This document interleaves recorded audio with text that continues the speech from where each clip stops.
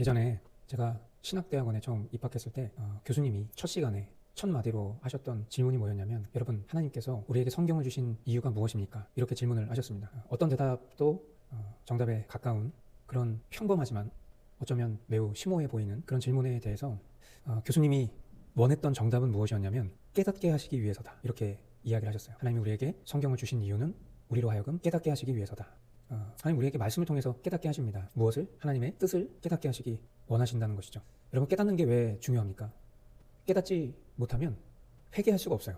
그리고 회개하지 않으면 망합니다. 그러므로 우리가 말씀 앞에 놓이는 것은 1차적으로 너무 중요하지만, 그 말씀을 들어도 깨닫지 못하면 회개할 수 없고, 회개할 수 없으면 망합니다. 지난 주일에 저희 교회에서 2부 교리교육 때 요즘 조직신학의 두 번째 인간론을 이제 다루고 있는데, 그 인간론에 대해서 이야기를 하면서 제가 지식과 지성과 지혜에 대한 이야기를 했습니다. 얼핏 들으면 분별이 잘 안 되는 비슷한 단어들처럼 보이지만 사전적인 의미도 다르고 그 안에 굉장히 중요한 내용들이 담겨져 있는 단어들입니다. 지식은 말 그대로 정보죠. 지성은 무엇입니까? 그 지식을 분별하는 것이 지성입니다. 분별력, 그게 지성입니다. 그러니까 내가 어떤 정보를 지식으로 습득했을 때 그것을 분별할 수 있는 것이 지성인 거예요. 그럼 지혜는 무엇입니까? 그렇게 분별한 지식, 즉 지성을 실행하는 것, 그것이 바로 지혜입니다. 하나님께서 내 백성이 지식이 없어서 망해, 이렇게 말씀하셨을 때 하나님을 하나님이라고 부르는, 즉 하나님의 백성인데 하나님의 백성이 하나님을 몰라요. 그러니까 당연히 망하죠. 앞서 제가 말씀드린 것처럼 하나님 우리에게 말씀을 주셨어요. 그 말씀을 왜 주셨냐? 하나님의 뜻을 깨닫게 하시기 위해서 말씀을 주셨어요. 그런데 그 하나님의 뜻을 깨달았지만 그것이 결국 회개로 연결되지 않으면 그 모든 지식과 그 모든 깨달음은 관념에 머물러 있을 뿐입니다. 우리의 삶 가운데 그 어떤 열매도 맺혀지지 않는 것이죠. 저는 요즘에 이 기독교인들을 보면서 두 마음이 듭니다. 우리가 교회가 뭐가 제일 중요하냐? 제가 앞선 영상들에서도 계속 말씀드렸지만, 우리에게 중요한 것은 복음입니다. 그 복음이 우리의 결론이 맞아요. 그런데 결국 그 복음이 우리에게 어떤 관념으로 남지 않으려면 결국 그 복음의 실제된 행함, 그것이 우리의 삶 가운데 열매로 맺혀져야 그 복음의 실제가 우리에게 유효한 것입니다. 저와 여러분들이 세상과 구별된 삶을 살고 있는 것도 그 복음 때문이잖아요. 그런데 그 복음을 사는 실제된 이 세상을 바라보면서 탄식과 절망 속에서 자신을 돌아보고 또 나라와 민족을 위해서 애통하는 마음으로 기도하는 분들이 있는 반면에, 그 어떤 소리를 들어도, 그 어떤 실제된 상황을 마주해도 관심이 없고 그저 어떤 눈과 귀를 닫고 관념적인 그런 신앙생활을 하고 있는 분들을 보면 참 저는 두려움이 찾아옵니다. 왜냐하면 그런 태도는 하나님 말씀에 대한 어떤 그들의 반응, 즉 종교 생활을 고스란히 보여주는 것 같기 때문이에요. 듣고 싶은 것만 골라 들으려는 태도, 이불을 뒤집어 쓰듯 어떤 무서운 실체를 내가 마주했는데 그 실체를 인정하고 싶지 않아서 마치 어린아이처럼 이불을 뒤집어 쓰듯 직면하고 싶지 않아 하는 그런 태도, 또 아무것도 모르니까 그냥 마냥 즐겁죠. 깨닫지도 않고 회개하지도 않는 그런 종교 생활을 반복하고 있는 모습 속에서 이런 어떤 영적 분별과 두려움이 느껴지게 된다는 것입니다.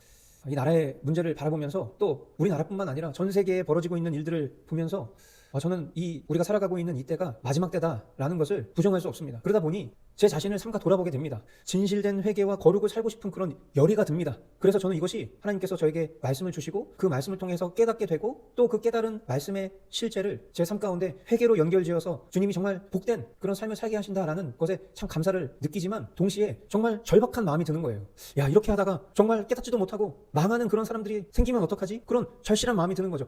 제가 진짜 저는 형편없는 사람이기 때문에 무슨 사도 바울, 세례 요한 이런 얘기 차마 얘기하고 싶진 않지만, 세례 요한이 정말 회개하라, 천국이 가까이 왔다, 그 말을 어떤 심정으로 했을까? 정말 사도 바울이 복음의 실제를 전혀 깨닫지도 알고 싶어 하지도 않는 그런 사람들을 향해서 절실하게 외쳤던 그 복음의 외침이 어떤 심정이었을지, 더 나아가 우리 주님께서 이 땅 가운데 성육신하셔서 오셨을 때에 그 그리스도를 알아보지 못하는 그 우매한 심령들을 향해 어떤 마음이셨을지를 아주 조금이나마 요즘 좀 체휼하는 것 같아요. 여러분, 영적 분별력, 우리가 그런 표현 많이 쓰는데 영적이라는 게 뭡니까? 어떤 신비적인 것입니까? 아니에요. 저와 여러분들은 육신과 영혼으로 이루어져 있습니다. 이 육신과 영혼을 분리할 수 없어요. 그래서 우리가 어떤 건전한 신학에서 인간론을 이야기할 때 전인적 인간론을 얘기합니다. 나눌 수가 없는 거라는 거죠. 영적이라는 것은 그런 의미에서 우리가 살아가는 삶의 모든 영역입니다. 우리가 행하는 육체적인 활동 또한 영적인 것입니다. 그럼 영적인 분별이라는 건 뭐예요? 결국 우리가 살아가는 삶에서 하나님이 우리에게 주신 말씀을 통해서 실제된 삶을 분별하는 것이 영적 분별력이에요. 어떤 특별한 사람들만, 무슨 초월적인 능력을 갖고 있는 사람들만이, 무슨 은사자들만이 분별할 수 있는 능력이 영적 분별력이 아니라, 지각이 있는 사람,